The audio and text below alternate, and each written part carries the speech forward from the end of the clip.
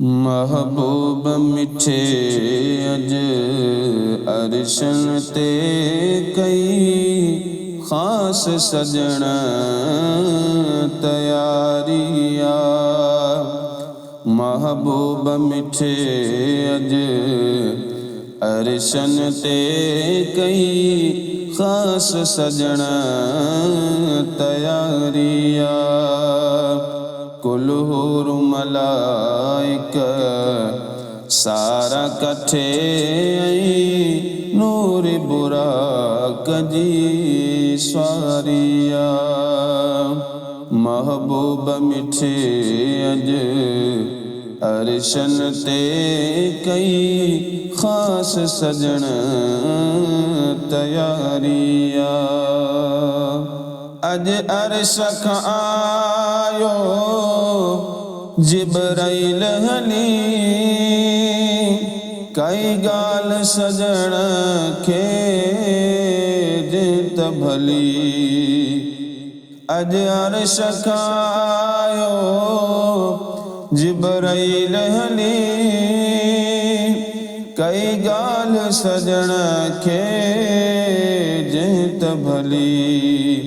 जो मालिक जो इसरार आहे थी अरशन ते बहारिया। कुल हूर मलाइक सारा कठे नूर बुराक जी स्वारिया। सारी दुनिया के अज निंड आहे कंहिंखे बि पतो ही कोन आहे। सारी दुनिया के अज निंड आहे कंहिंखे बि पतो ही कोन आहे। मिलियो शरफ़ 27 रात खे आहिनि सफ़र में का राज़दारिया।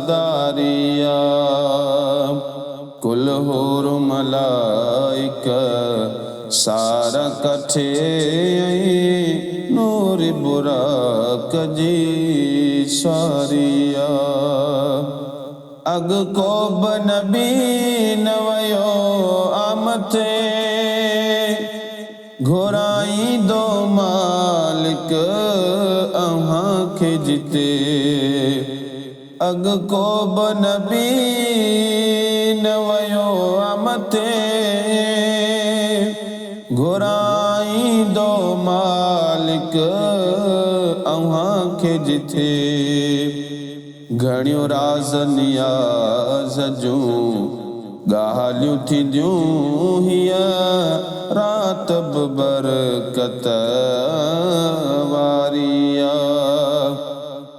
कुल हूर मलाइक सारा कठे नूर बुराक जी स्वारिया।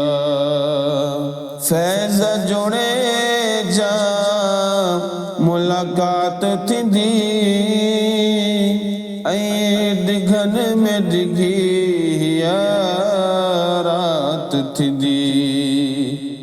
फैज़ जुड़े जा मुलाक़ात थींदी डिघन में डिघी रात थींदी। थींदा वाइदा वफ़ावा रास मई रात बि सभ खां न्यारिया।